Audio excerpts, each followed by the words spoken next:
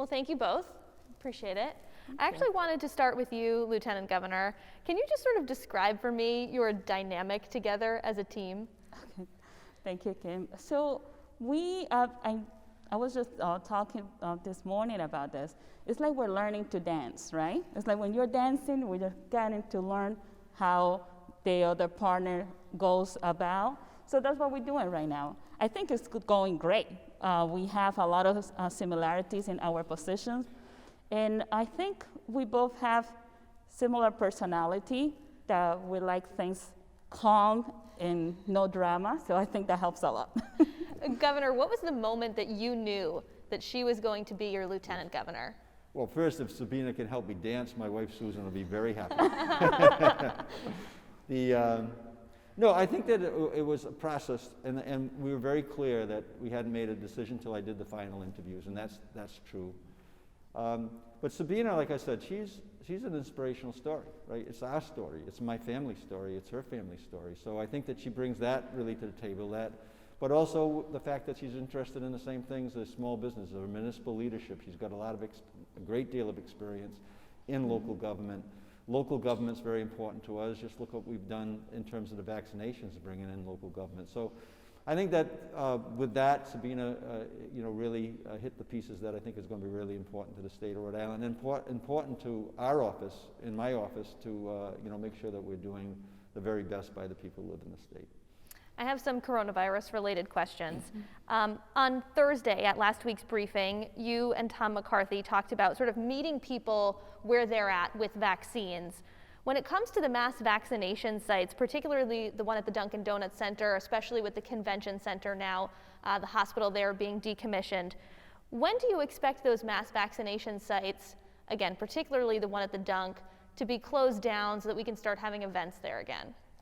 As soon as it makes sense. And so we're breaking down the convention center right now, the field hospital, because we feel as though that makes sense.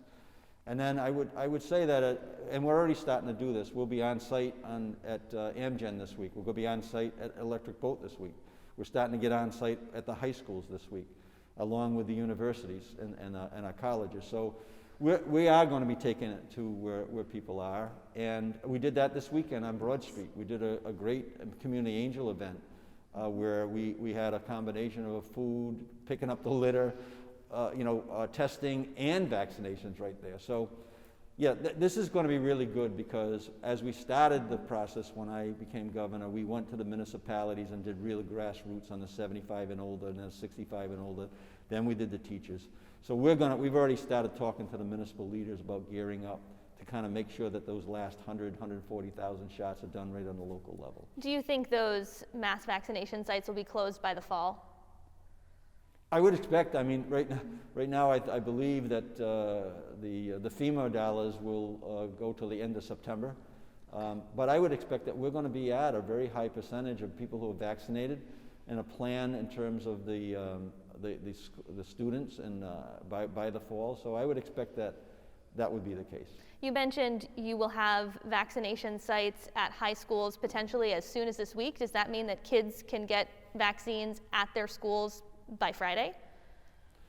Well, I'm not sure the schedule. I just know that when we brought it up to the municipal leaders, we got feedback immediately. So I know that we're going to be in some high schools this week, as well as different work sites. And we're working on some office buildings right now. So if you're listening out there and you have pockets where you can do 200, 300, 400, 500, make sure you let us know, because we're going to be out whether it's in the Foster Gloucester area, or whether we're in the Valley Falls areas, or the South County, or Quidnick Island. We're ready to take our vaccinations on the road. And any specific communities, any specific high schools that you know of that have said, yes, we would like you to come and set something up? Yeah, I think on the call there was interest from Richmond. There was interest from Cranston, I believe. So yeah, the interest is coming from all over the state. And our message there is, get vaccinated, go to the prom, right? Get vaccinated, be at the graduation. Make sure your families are vaccinated. The more people who are vaccinated, the more robust those activities are going to be. And we want them to be, as they have always been, those great celebrations, those great family celebrations as people graduate and they attend their, their social events as they're coming out of the school year. The Johnson & Johnson shot. Massachusetts and Connecticut have already started to immediately redistribute those shots. Rhode Island is considering whether or not it will once again put the Johnson & Johnson shot into circulation. What are you hearing from state health officials? Do you think it is likely that Rhode Island will once again administer the J&J shot here? So we're following the process as it's been set up. It's under review right now. I would expect that we'll have an answer by Thursday, if not sooner. And I would expect that we're going to be putting Johnson & Johnson shots out on, in circulation again. The more vaccine we get out, it's, if the CDC has confirmed that it's safe, then I think that our state will be following suit. But we're going to go through the process. Lieutenant Governor, you and I both fall into the group that is more at risk for those rare blood clots. Would you still be comfortable getting the Johnson & Johnson shot? Yes, I would. I believe that the vaccines that we have, the 3 of them are very safe. If we look at the numbers, it was just 5 cases out of millions. So I feel comfortable. If I have to do it again, I will take the Johnson & Johnson to show everybody else that it's safe. So if there is a need for a booster shot, I will go with the Johnson & Johnson. Okay? Great. I have some yes or no questions that I'm hoping to do sort of a rapid fire round. I know we don't have much time together. So, Governor, earlier this month, I asked Dr. Jim McDonald when we might be able to get rid of our masks altogether. And he ventured to guess when we hit 85% of the state fully vaccinated. So yes or no, is 85% the magic number? I don't think there's any magic number, but when the infection rates, the hospitalization rates are key, and we're just going to keep on getting shots in the arm. I actually have a question for you, Lieutenant Governor. If Nerva LaFortune tosses her hat into the ring to become Providence's first female mayor, would you endorse her? Right now, there are about 4 or 5 candidates in there. I have not dedicated any time to endorsing any candidate for mayor yet. But also, you have Grace Diaz is also a candidate for mayor. Yes or no? This question is for both of you. I'll start with you, Governor. Do you support the proposed legislation to give Twin River and IGT a 20-year contract to run state gaming technology? I think there'll be a revised agreement based on my conversations with IGT this week, along with the leadership. So I'll be supporting that. What gets passed through the General Assembly, I think it's important that that happens. So the answer is yes, based on what I'm expecting to see. The same question for you. Yeah, the same. I believe that I'm happy to see where we are right now between IGT and Twin River. There has been a lot of collaboration. So I will be also in support of the agreement that they get to. Governor, your administration recently blocked a request by Senator Lou DePalma to access some legal documents that could shed light on whether Eleanor Slater Hospital improperly billed Medicaid over the course of many years. The senator is the Oversight Committee chairperson. He was a finalist to be your own lieutenant governor. Why can't he get access to these documents? Well, first of all, we've provided the senator and Rep. Serper with information, and we're going to continue to do that.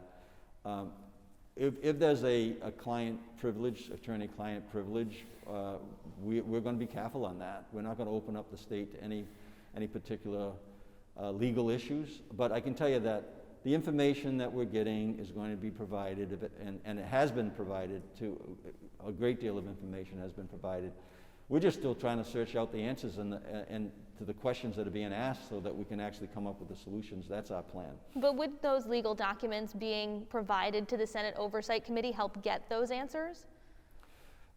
No, I don't. I think that internally right now we're working in the governor's office to address that issue. You know that we've put the issue on hold until we learn more. It's a very complicated issue, and if it was easy, it would be done. It's not easy. And we are supplying information, the important information to both, and I've had conversations with both the senator and the rep that we're clearly going to make sure that they have the information they need. On the topic of the Law Enforcement Officers' Bill of Rights, Leobor, last week you said, quote, "I'm not really familiar exactly with what the articles should be in terms of some legislation seeking to make some changes to Leobor." State Representative Anastasia Williams saw those comments, said she reached out to you.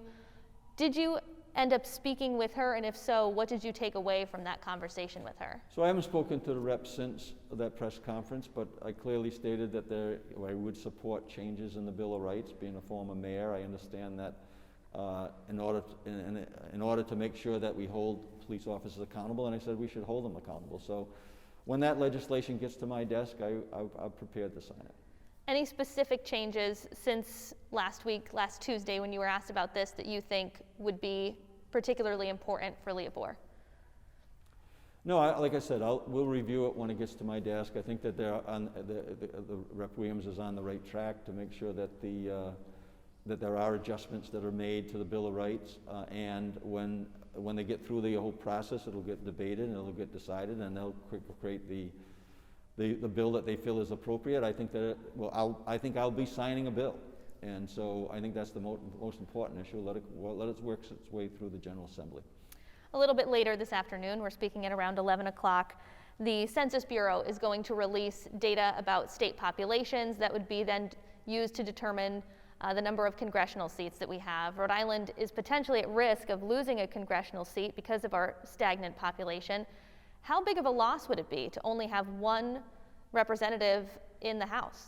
Well, that's why we work so hard to get everybody involved in the census, and I was at locations with the Lieutenant Governor during the fall to do that. So hopefully the numbers come out the way that we expect them to, and that we'll keep 2 seats, but a loss there of a congressional seat would be a big loss to the state of Rhode Island. Yeah, Lieutenant Governor, same question, and also what do we do about the fact that our population is stagnating? So we did a lot of work when I was in the city council trying to prevent that, actually. I made it a priority to ensure that we counted everyone. As the governor said, we had events in which we were providing food for individuals, PPE protections also. We're looking for ways to attract the population to come and sign up for the census.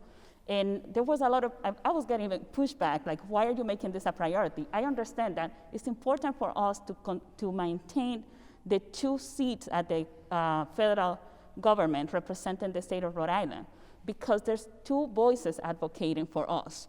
I think that we cannot lose one. We tried everything we could to get everybody counted.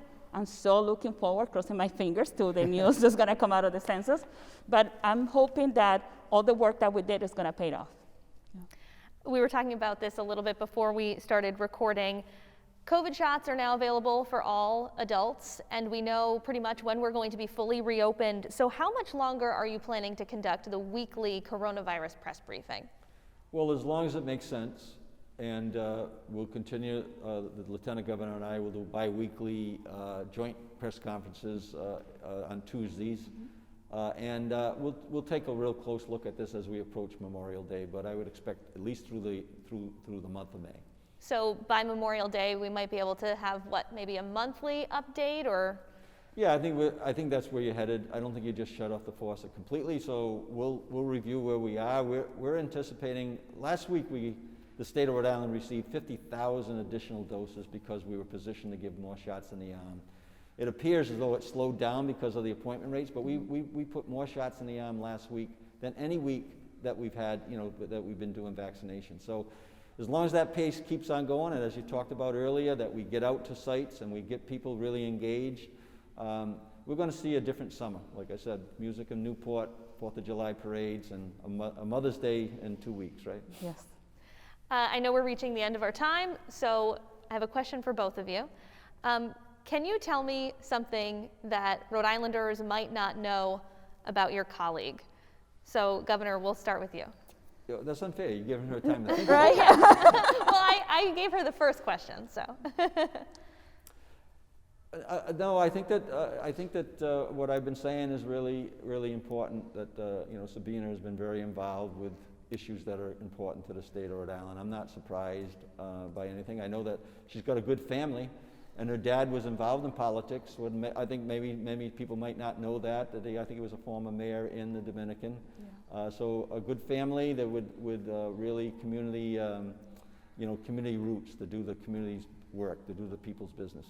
probably should have known that, but I actually didn't know that, so it was a good one. What is something that Rhode Islanders might not know about the governor? I think Rhode Islanders probably not every Rhode Islander know about the governor.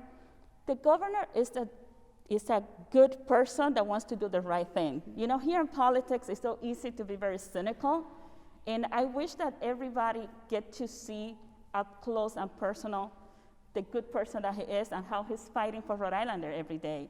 Another thing is sometimes people want to portray the governor he's only thinking about the businesses, he's not thinking about the everyday workers. My experience being around him, what I hear in meetings, he's fighting for everybody. He's fighting for the workers also. So I wish all Rhode Islanders knew that. Lieutenant Governor, Governor, thank you both so much. Okay, thank you, Kim. Kim. Yep. Thank you.